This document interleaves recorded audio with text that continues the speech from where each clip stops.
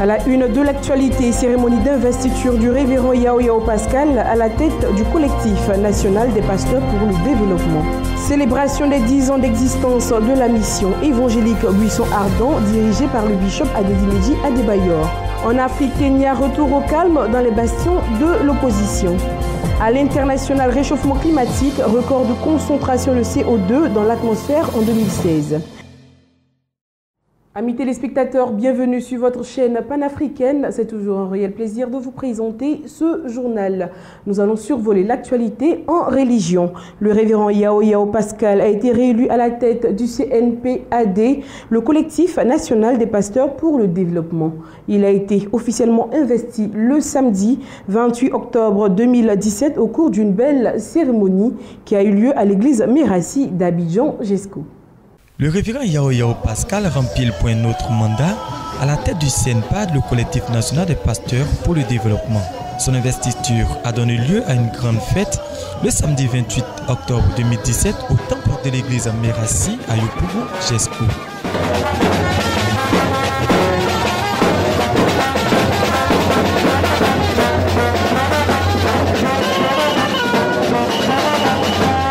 Association dûment reconnue par l'État, le CNPAD se donne pour objectif principal d'œuvrer pour l'amélioration des conditions sociales, économiques et spirituelles des pasteurs et serviteurs de Dieu. Et ce deuxième mandat est le signe d'une confiance renouvelée au révérend Yao Yao Pascal à la tête de l'organisation. L'orateur du jour et président de la cérémonie d'investiture, le révérend Ake Eric, par ailleurs président communal de la CNPC Yopougon, a donc appelé les pasteurs de la CNPAD à faire bloc autour du révérend Yao Yao Pascal. Il peut avoir l'intelligence, il peut avoir la force, mais si vous n'êtes pas là, il ne pourra pas atteindre cet objectif. Moment très attendu, le révérend Yao Yao Pascal s'est engagé à bien mener sa mission avant d'être officiellement investi. Moi, pour faire Yao Yao Pascal, je m'engage solennellement devant cette auguste assemblée à respecter les textes fondamentaux du CNPAD, à travailler avec abnégation pour favoriser l'épanouissement des membres et le développement de notre collectif. Comme priorité après son investiture, le révérend Yao Yao Pascal entend œuvrer pour une assurance au profit des pasteurs et des actions de charité pour le peuple. Si les pasteurs ne sont pas en association, s'il y a des événements, d'abord, ils ne peuvent même pas subvenir à leurs besoins. Donc il faudrait que les pasteurs se réunissent afin qu'ils puissent s'entraider et que vraiment le corps de Christ ne soit pas mal vu. C'est la raison pour laquelle nous avons créé ce collectif. Pour joindre l'acte à la parole, le révérend Yao Yao Pascal et les pasteurs de la CNPAD ont fait un don à la maternité de Yopougon-Jesco. Une grande croisade avec l'évangéliste international américain Andrew Palao se déroule dans les villes de la Côte d'Ivoire du 28 octobre au 5 novembre 2017. Cette croisade dénommée Love Côte d'Ivoire a été officiellement lancée au cours d'une conférence de presse qui s'est tenue le mardi 24 octobre. Reportage. Le corps du Christ en Côte d'Ivoire vivra des moments uniques d'évangélisation et d'impact du 27 octobre au 5 novembre 2017 lors du festival Love Côte d'Ivoire avec l'évangéliste américain Andrew Palao. Devant la presse ce mardi 24 octobre 2017, l'évangéliste Andrew Palao et les responsables des confessions évangéliques et protestantes de Côte d'Ivoire ont donné les détails de cet événement qui se tiendra dans 2 villes ivoiriennes, à savoir Yamoussoukro et San Pedro. Pour nous, à Yamoussoukro, c'est une grande opportunité. C'est un privilège. Et derrière cette opportunité, nous comprenons le plan de Dieu. Parce que ce festival devrait se passer à Abidjan. Mais s'il a été transféré à Yamoussoukro, c'est que Dieu a un grand plan pour la ville de Yamoussoukro. Le festival Love Côte d'Ivoire fait partie de la grande vision de 10 capitales sur 10 en 10 ans en Afrique, reçue par l'évangéliste Andrew Palao. Il a invité la Côte d'Ivoire à ces moments de rencontre avec Jésus-Christ. nous nous encourageons avec les autres chrétiens à travailler pour la paix et la prospérité. Not for themselves, but for the country, for the city. Pour le pays et pour la ville. So we work for it as if it depended upon us. Nous travaillons comme si cela dépendait de nous.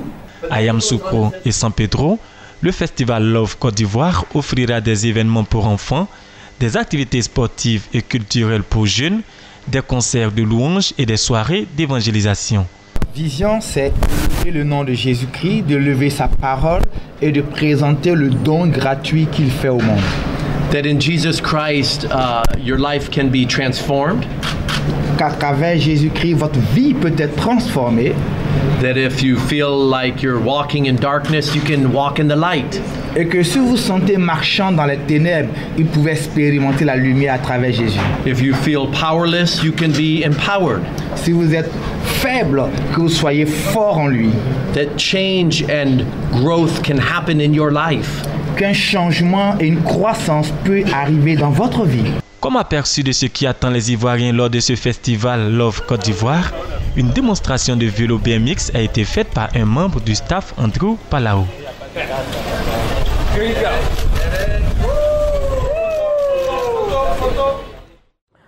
Le programme dédié aux 10 ans d'existence de la mission évangélique Buisson Ardent Temple de la Grâce 6 à Treichville se déroule du 24 au 29 octobre 2017. La soirée inaugurale de 16 ans de célébration a eu pour orateur le bishop Adedi Beji Adebayor, fondateur des églises Buisson Ardent. Dans l'adoration et l'action de grâce, le peuple de la mission évangélique Buisson Ardent Temple de la Grâce de Treichville a célébré les 10 ans d'existence de leur église locale. Pour l'occasion, cette église dirigée par le révérend Quadri Emmanuel a organisé un grand programme dénommé Saison de célébration. Ce programme placé sous le thème évocateur de la double grâce est meublé par des soirées prophétiques.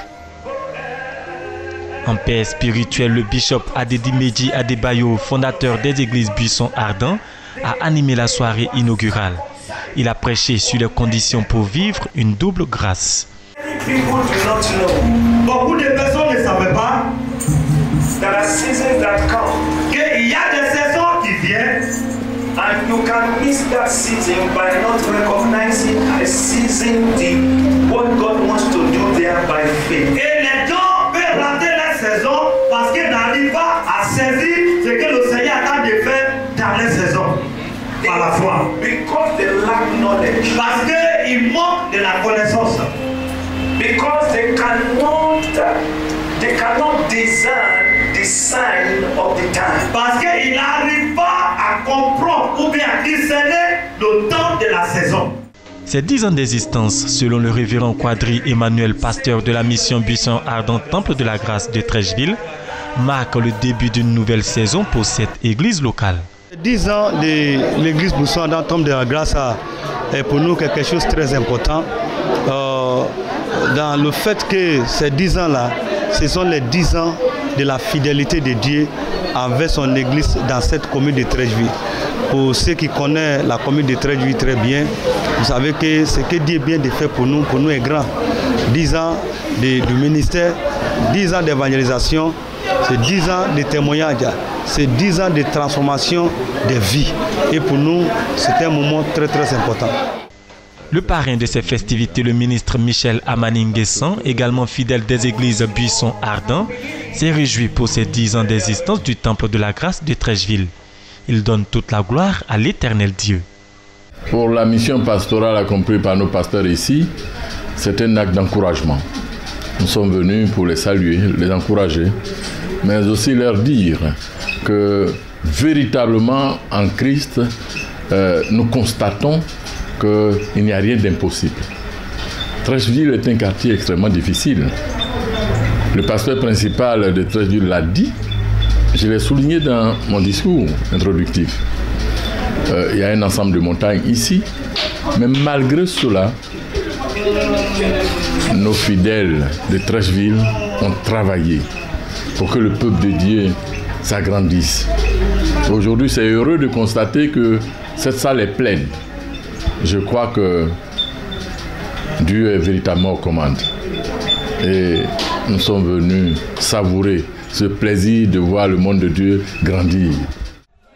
Les festivités des 10 ans de la mission Buisson Ardent Temple de la Grâce de Treichville prennent fin dimanche par un culte de célébration. Nous terminons l'actualité locale en société. Un atelier de formation et de renforcement des capacités sur les notions essentielles de la migration, travail et développement a été organisé dans la région du Haut-Sassandra par la fondation allemande Friedrich Elber en partenariat avec le réseau ouest africain pour la lutte contre l'immigration clandestine. Cette formation a visé les leaders communautaires.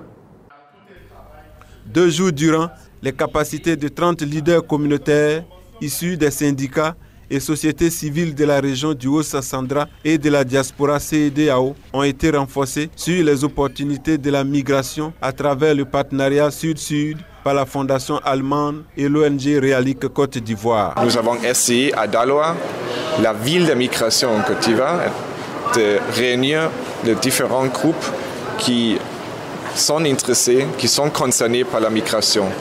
Notre rôle, soutenir notre partenaire ici pour fournir un dialogue inclusif et pour aborder les sujets de la migration sur une base un peu plus objective.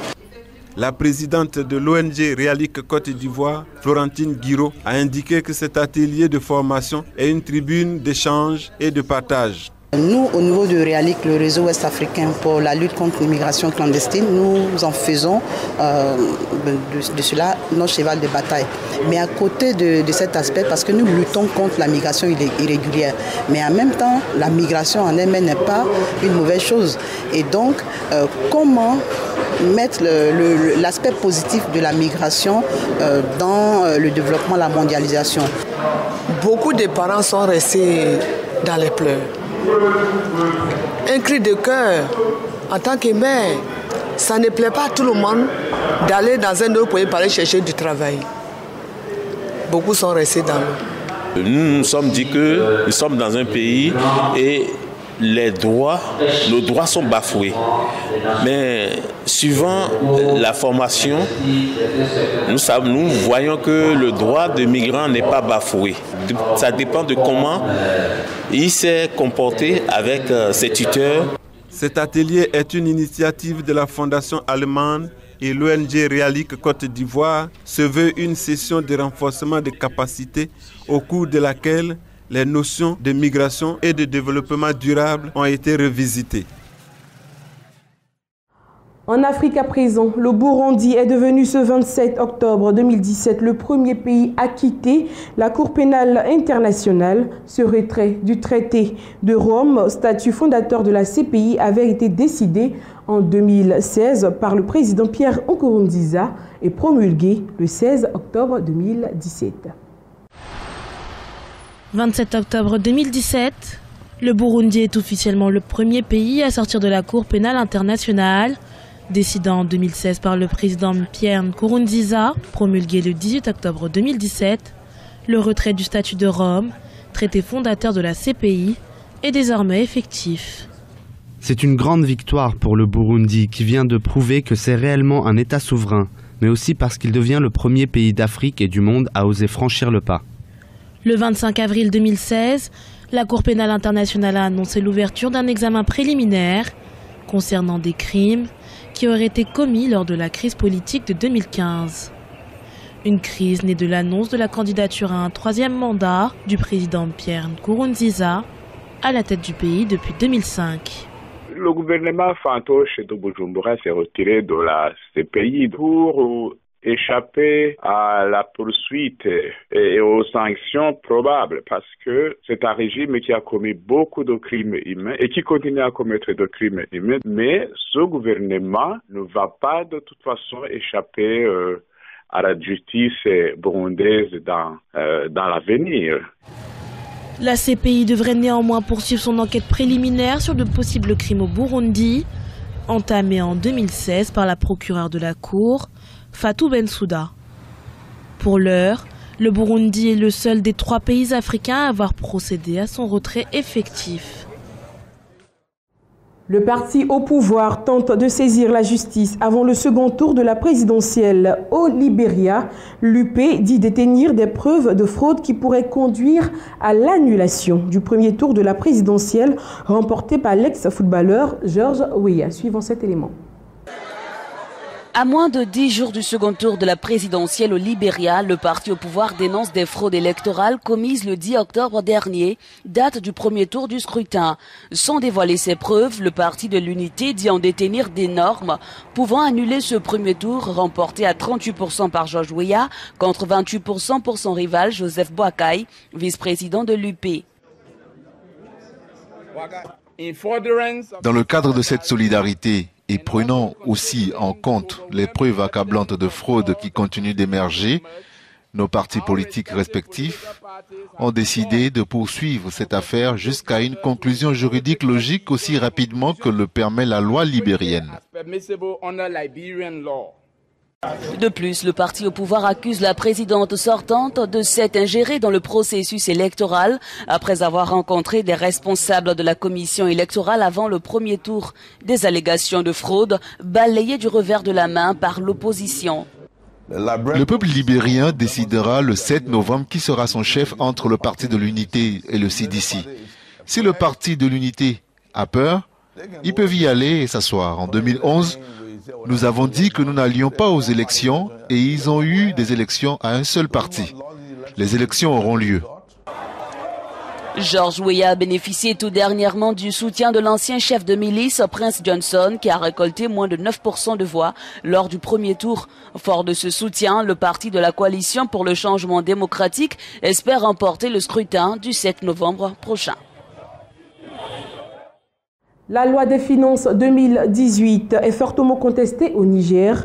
Plusieurs manifestations ont eu lieu dans le pays à l'appel de plusieurs organisations de la société civile et associations de consommateurs. Une manifestation contre le projet de loi des finances 2018 dégénère au Niger. À l'appel de plusieurs associations de la société civile nigérienne et défenseurs des droits des consommateurs, les populations de Niamey ont bravé l'interdiction des autorités. Et c'est à coups de gaz lacrymogène que les forces de l'ordre ont réprimé les manifestants voulant se rendre à la place de la concertation en face de l'Assemblée nationale pour manifester leur mécontentement contre la loi des finances 2018 dans laquelle le taux de pression fiscale connaîtra une augmentation de 3,2% pour s'établir à 16,2%. Le peuple nigérien n'acceptera jamais cette politique. Trop d'impôts, ça tue un pays. Donc les impôts qu'il faut recentrer aux pauvres. On en a les balles. La loi des finances comptant pour l'année 2018 est en discussion au Parlement. Pour le gouvernement, le Niger fait face à une conjoncture économique difficile marquée par la chute sur le marché international du prix des matières premières, dont l'uranium et le pétrole. À cela s'ajoute la sécurité qui coûte 15% du budget de l'État depuis 2011, sans oublier la masse salariale qui a triplé au niveau des services publics. Face à cette situation, le pays a accumulé des arriérés de paiement de dettes qui nécessitent d'être soldés. C'est ça l'élargissement de l'assiette fiscale. Il faut commencer, on le dit depuis longtemps, il faut le faire. Évidemment, n'importe qui se lève et dit on va élargir l'assiette fiscale. On touche à un petit élargissement, c'est un tollé. Ah, c'est pas normal, on touche aux pauvres. C'est pas vrai, on ne touche pas aux pauvres. On touche à des gens qui génèrent des activités majeures et importantes et qui font des recettes et qui doivent commencer un peu à participer quand même à l'effort de solidarité nationale à travers l'impôt. Le budget 2018 est arrêté à 1900 milliards de francs CFA, soit une augmentation de plus de 45 milliards de francs CFA par rapport à l'exercice 2017. Fait majeur, l'introduction de nouvelles mesures fiscales. Parmi ces mesures, une augmentation de 10% dans le domaine des transports, augmentation de la taxe sur la valeur ajoutée, création de nouveaux impôts et une taxe d'habitation qui sera aussi prélevée en fonction de la puissance du compteur électrique. Et nous terminons l'actualité africaine au Kenya. Le calme est de retour à Kisumu, bastion de l'opposition. Les barricades ont été levées, la circulation a repris et tous les signes d'un retour au calme sont apparents dans cette ville qui a été jeudi dernier le théâtre de violences. Barricades levées, reprise de la circulation à Kisumu. Dans ce bastion de l'opposition, tous les signes d'un retour au calme sont apparents. Jeudi dernier, cette ville de l'ouest du Kenya a été le théâtre de violences. Aujourd'hui, les populations chérissent cette accalmie et souhaitent qu'elle dure encore. Pour ce faire, des efforts doivent être faits de part et d'autre. Je demande donc à l'équipe de l'IEBC et aux politiciens, en particulier à notre président et au chef de l'opposition, de parler ensemble à notre peuple, qu'ils parlent de paix. La façon dont vous voyez la paix autour de cette région, si vous allez à Kibuye, vous verrez les gens, mais pas aussi normalement que d'habitude. Il y a moins de gens de Kisumu, mais plus des gens de l'extérieur. Mais pour l'instant, on peut dire que la paix est partout. En raison d'une reprise des troubles vendredi dernier, la commission électorale a décidé d'annuler l'organisation du vote dans les 4 comtés de l'Ouest, initialement prévu samedi, sans préciser une nouvelle date. À l'international, le Premier ministre croate veut adopter l'euro pour 2025 au plus tard. Plus qu'un souhait, c'est une obligation de tous les nouveaux adhérents à l'Union européenne. Mais pour y arriver, le pays doit d'abord stabiliser sa monnaie. Le Premier ministre croate veut adopter l'euro pour 2025 au plus tard. Plus qu'un souhait, c'est une obligation de tous les nouveaux adhérents à l'Union européenne. Mais pour y arriver, le pays doit d'abord stabiliser sa monnaie. Nous avons un projet réaliste sur lequel nous allons travailler et que nous voulons réaliser pour 2020, l'année de la présidence croate de l'Union européenne. Notre volonté, c'est qu'en 2020, la Croatie puisse rejoindre le mécanisme de taux de change européen. Autrement dit, le mécanisme qui assure un lien stable entre la devise nationale et l'euro. Mais la Croatie doit également réduire sa dette publique. Elle devrait passer d'un peu plus de 80% aujourd'hui à 72% du PIB en 2020. La Croatie est déjà fortement intégrée dans l'économie européenne. Environ 60% des échanges commerciaux de la Croatie sont liés à la zone euro, 70% des recettes du tourisme viennent de pays de l'eurozone et la majeure partie du système bancaire croate est constituée de banques basées dans la zone euro. En rejoignant l'euro, la Croatie pourra bénéficier d'une plus grande sécurité monétaire et de taux d'intérêt plus avantageux.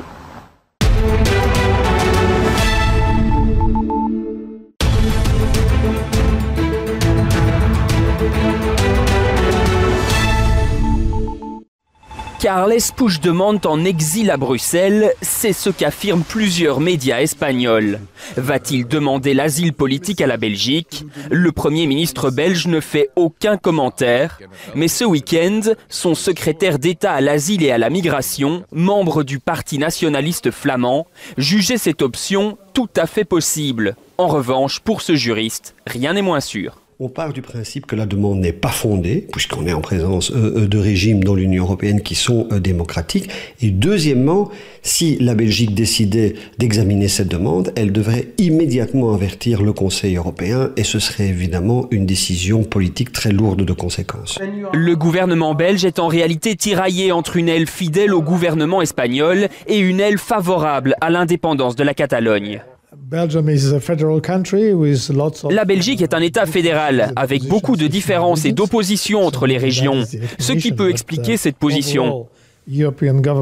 Mais globalement, les gouvernements européens veulent à tout prix éviter l'effet tache d'huile.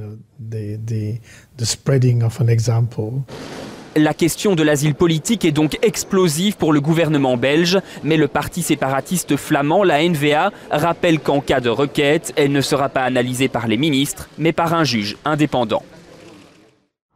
Parlons environnement, la concentration de CO2 dans l'atmosphère responsable du réchauffement climatique a atteint un niveau record en 2016, a averti lundi l'Organisation météorologique mondiale OMM qui met en garde contre une hausse dangereuse de la température. À chaque nouveau rapport, le bilan est de plus en plus désastreux. Cela faisait plus de 3 millions d'années que le phénomène ne s'était pas produit. La concentration de dioxyde de carbone dans l'atmosphère atteint un triste record. 403,3 parties par million. un chiffre établi à partir d'une cinquantaine de stations météo à travers le monde.